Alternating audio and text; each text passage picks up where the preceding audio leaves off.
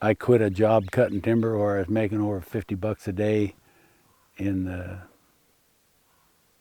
50s. Gee, that seems like a lot. It was a lot. It was a lot. Yeah. And went to work as a cowboy making, 150 a month. yeah.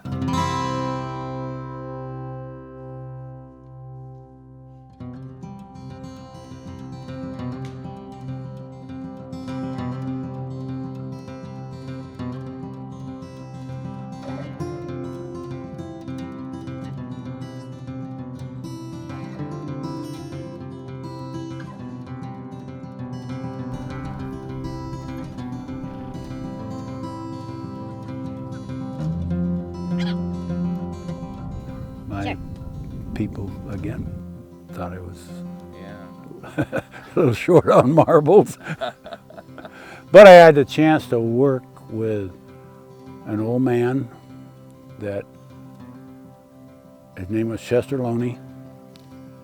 He was a horseman, and he was an extremely talented cowman. And I learned a huge amount from him. It was like a college education. I'd been horseback quite a bit before I met Chester, and I thought I was a pretty good horseman. How old were you at this point? Oh, pushing 19 or 20. And he was 72. No, he wasn't that old then. He was in his probably early 60s. I started riding for him for some day work.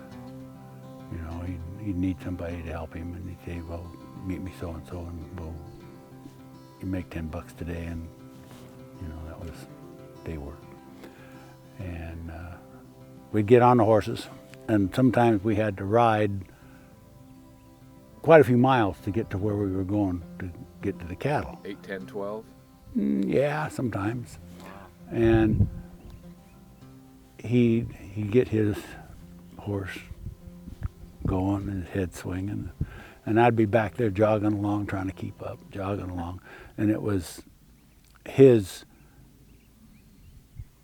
idea that you never jogged your horse. That Jog was it. equals trot. Yeah. That was his idea. Right. And in the desert, cowboys, they always jog their horses Right. because they're traveling long ways. But Chester walked his horse.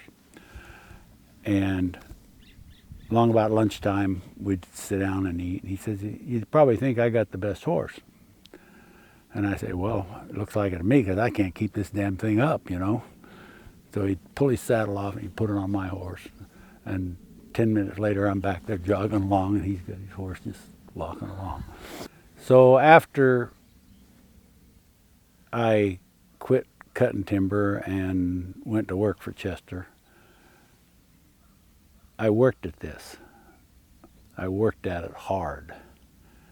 And he helped inadvertently with snide remarks and sarcasm. And I learned to get the horse to walk. And we would have walking races for miles. And if you got ahead half a horse's length, you were really winning. Were these like spoken, like everybody? It was, or was it just kind of like a Completely unspoken race? silent, just everybody's Yeah, nobody Nobody concentrating. acknowledges a race. Yeah, it's not like you want to race. It's like you No, race. no. But just going home. And a horse likes to go home anyhow. And you'd get those horses swinging and their heads going. And it's just, it's something that's neat. And you don't understand it because you've never been there. Yeah. But he could do the same thing with a team. He'd get that team going. I helped him. He drove mules for the Shriners. And I was his In swamper. parades. Yeah, and he had a four mule hitch. And I'd get a pocket full of rocks, and I'd be up there on the seat, and one of them would be lagging a little bit, one of the leaders, and he'd point, and I'd hit that leader on the butt. And just as that rock hit the leader, he'd say, "Step up, Coley." And pretty soon, all he had to do was say, "Step up," and that mule would get back in the harness. You can tell because the tugs that help pull the wagon start getting slack. Yeah, you could see their gear sort of like Right, it flexing slumps up off. a little. And he liked them right up in the collar. Yeah. So Yeah. try to explain. I'm just trying to picture how you communicate to a horse to walk fast, but not run. And then once they figure that out, how do you communicate them to walk faster than that?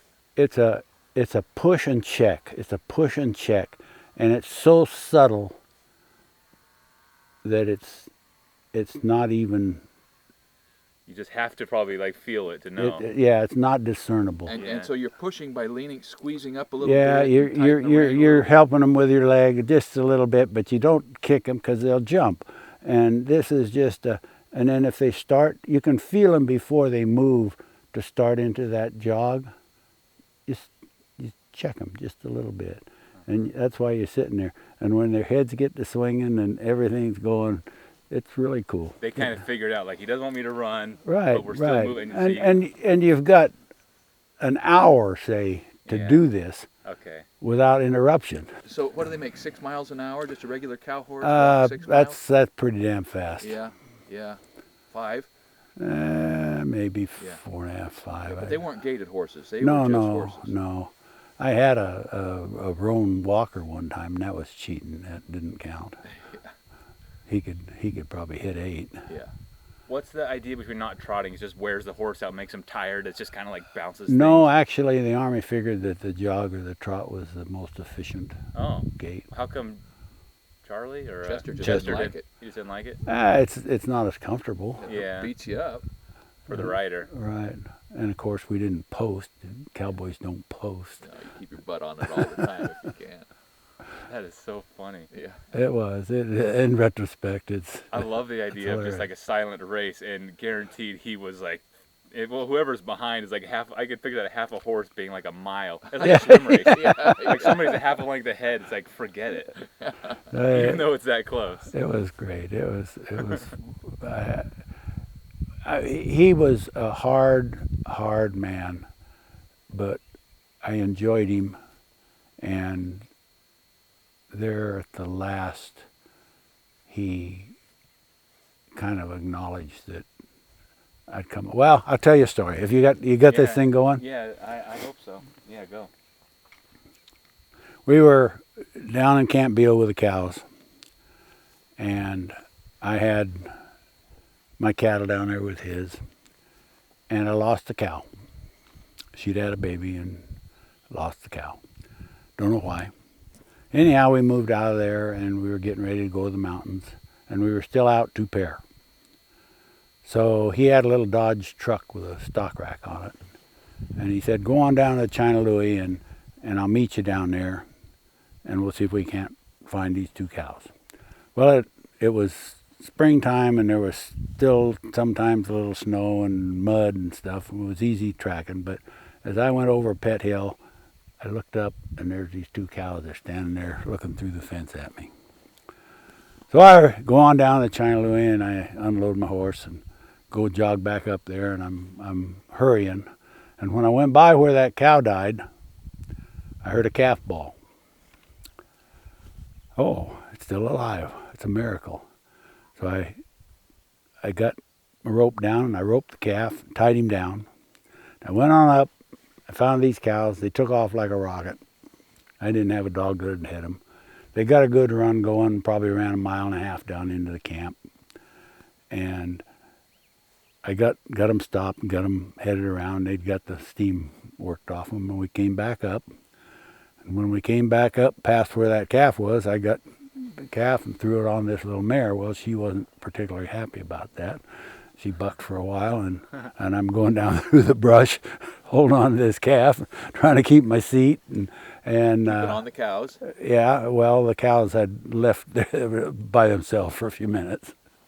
I was busy.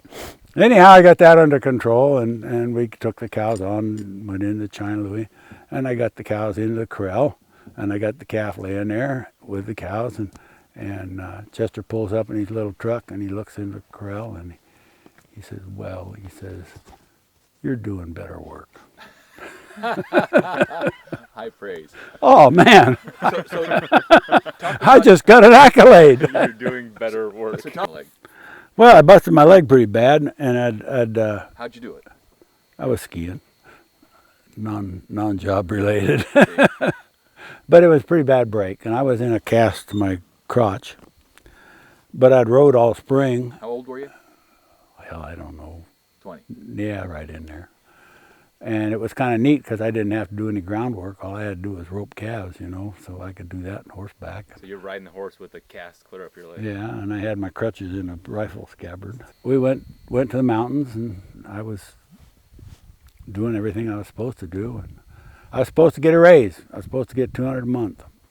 Up from 150. Yeah. How long you worked for him at this point? Oh, I don't know, 5 years, 6 Uh-huh. years. So come the end of the month, and I went down to the cabin to get a raise, to get my money, and I'd stay up there for a month, and then I'd go home for a couple of days. Oh.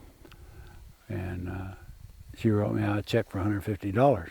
I'd put up all the drift fences. I'd done everything I was supposed to. And I said, well, I was supposed to get 200. And she says, well, with that broken leg, you're just not worth it. And anybody else in the whole wide world would have quit right there. But you love the work and Chester. Yeah, I didn't want to leave it. There was no place in the world that could have suited me better right then. I could go down to the stream with my little fly rod and pick up a mess of fish for dinner in 15 minutes, you know. I had miles and miles and miles of high alpine country to ride and look after and chase the cows around. I had a couple pretty decent dogs, and I'd take a little sack of salt, and I'd take 20 head of cows, and we'd work up one of those draws. And there's little snow pools up in there, and then grass down all these draws, and I'd put a little salt on the rock up there, and those cows would stay up there for a couple of weeks and work that country out and then come down. And I'd take another bunch and go here and there. And, you know, it didn't get any better.